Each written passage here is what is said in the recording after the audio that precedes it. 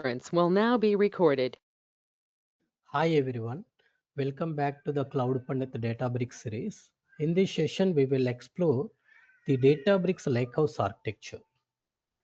So, which is a modern approach that unifies data lakes and warehouses into a one powerful system. Let's understand what it is and why it is transforming the data world. Why lakehouses? What is the problem with the current storages? Okay, let's understand. So before lakehouse, we are using a two storages.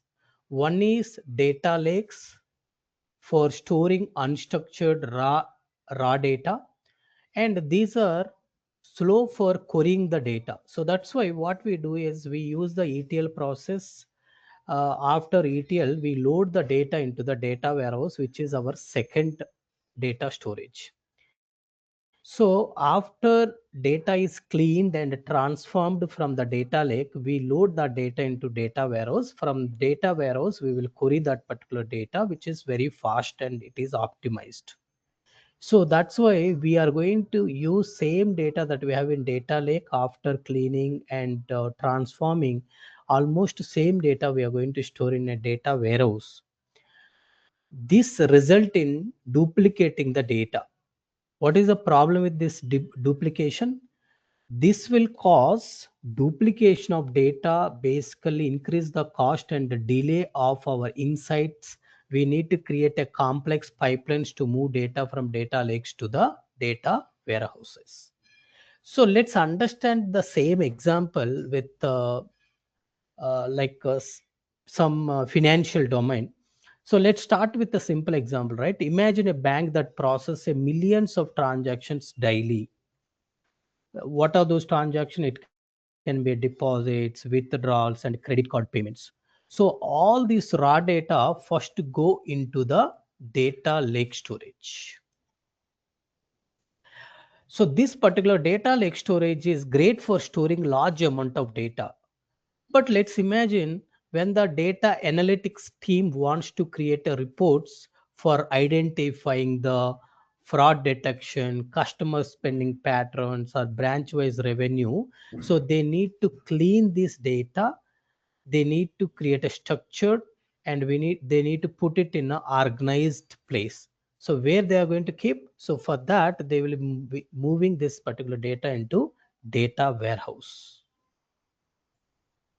When the as the data lakes can't handle that directly, it's a unstructured raw and slow for querying. So traditionally what we do is data is copied into data warehouse after cleaning and transformation. But as we discussed, this duplication causes a big problem as it is expensive, time consuming, and often inconsistency we will see between the systems. So that's why Databricks is basically introducing a concept of lakehouse architecture. But before we understand lakehouse architecture, let me deep dive into why can't we report directly from data lake, meaning why can't our Power BI, Tableau, or ClickView can connect to the data lake? Why those has to consume data only from the data warehouse? The answer is data lakes. Okay, so data lakes are not built for fast analytics. They hold all kind of data, including raw, unstructured. So when you say a raw and unstructured, it can be raw logs, JSON files, images, videos, but not in a structured format, right? So that is the first problem. That's why we cannot able to connect our reports, Power BI, Tableau, ClickView directly to data lake. The second problem is running SQL query performance. If you see, it is not optimized for the analytics. When you run these SQL queries on that raw data, it will be a slow and unreliable. The third point is it's a poor data quality, no schema, duplicates data, missing data, or errors. All these things are going to create a problem if you connect your reports directly to data lake. So that's why we will be taking data from the data lake, we will be cleaning, transforming, then we are loading into the data lake, data warehouse. From there, report is going to consume that particular cleaned data to create the reports. So let me give you one more analogy. Just think of a data lake is a giant library where books are scattered everywhere. Second one, if you look at data warehouse, is like a neatly arranged bookshelf. Everything is labeled and easy to find. When it comes to the lakehouse is a data lake plus data warehouse. Lakehouse is nothing but a data lake plus data warehouse. It's a single place where you can store everything and still find what you need. Okay, right. Now it's time to understand what is lakehouse. What exactly is a lakehouse? So if you see, lakehouse term is formed from the data lake word, and the data warehouse house word. So these two created a lake house. Okay, lakehouse is nothing but a data lake plus data warehouse. It's a new architecture that blends the power of a data lake and a data warehouse. And you can store all kind of data, structured data, semi structured data, unstructured data, streaming data, everything you can able to store. And still you can perform the analytics, you can run the machine learning, or you can connect to the BI applications, dashboards directly, streaming workloads, everything you can able to perform. And this is built on a delta lake, meaning it's powered by delta lake, which adds a reliability and version control schema management to your data lake. And it's a simply a one platform for all data needs. Simply put, a lakehouse is the best of both the worlds. Both the worlds, meaning data lake and data warehouse. Best of data lake and data warehouse is nothing but a lake house. Now we understand what is Lakehouse. Now let's understand Databricks Lakehouse components. If you look at components of Databricks Lakehouse, and let's also understand how this Lakehouse architecture is evolved. Initially, we have a warehouses. Okay, so these warehouses is nothing but it's a structured SQL based system designed for business reports and dashboards. Business reports and dashboards will generally connect to data warehouse to create the reports. But how the data warehouse gets the data? So data warehouse will basically gets a structured data. After on top of that, we apply a ETL process. Once ETL process completed, we will be loading the data into the warehouse. So data that we have in the data warehouse is cleaned, transformed.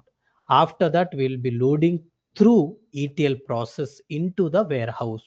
So whatever data that we are loading into warehouse, which is optimized for fast SQL queries, it is used by our BI teams and analytics teams for creating reports and BI applications to consume.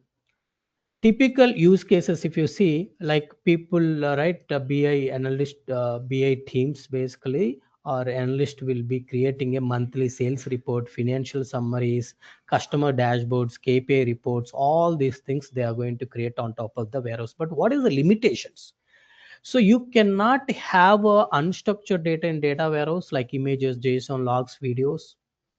And data warehouse is costly. It is slow to adapt to the new data, cannot handle machine learning and real-time workloads using data warehouse. That's where we are going to the data lakes. So the evolution is data lakes. What is data lake? Data lakes is all type of data, data science, ML, BI still needs a warehouse because data lakes are not built for fast analytics. Meaning, so data science team can consume the data from data lake, machine learning team can consume the data from data lake, but BI reports again. So they, if they want to create the reports, they cannot able to apply the reports on data lake because it is not designed for the fast analytics. So that's where again we take the structured data, we apply ETL, meaning transformation and cleaning, then we load it into data warehouse. From there only the BI is going to consume this data. But the advantage of this is, as we are like able to serve the data science workloads, machine learning workloads, and reporting. But here we end up using the two storages, data lake and data warehouse. The advantage of the data lake is it supports all types of files, CSV, JSON, images, video, IoT streams, logs, all those things. And it is also great for data science, AI, ML, big data experiments, everything. And the next thing is data lakes are very cheap storage. It scales massively, unlimited data you can able to store. So that's why all our data science team, ML engineers, big data teams, everybody can able to use. But the disadvantage is no schema. It is not optimized for BI reports. That's where we end up using the secondary storage called data warehouse. And we don't have a acid properties. To get acid properties also, we are going to the data warehouse. So the advantage of the data warehouse is we have a schema, we have acid properties, it is optimized for BA reporting. So ultimately we end up using two storages. That's where we have a lakehouse. Now lakehouse is making a single storage to get a best of data warehouse features and data lake features here. So this data lake, if I expand further, how this will look like is, this is how it will look like.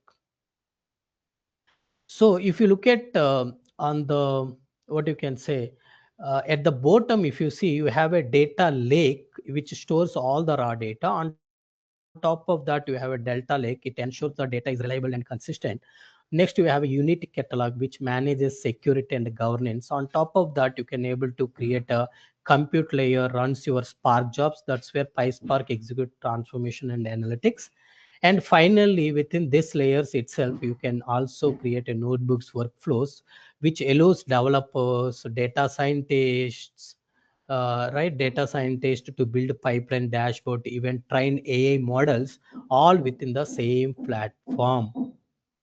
Okay, so that's where what is happening now. We end up using a data lake. On top of that, with the help of the delta lake, we are able to maintain a schema, meaning we don't require now two storages. We are able to do everything in a single storage called data lake with the help of the delta lake.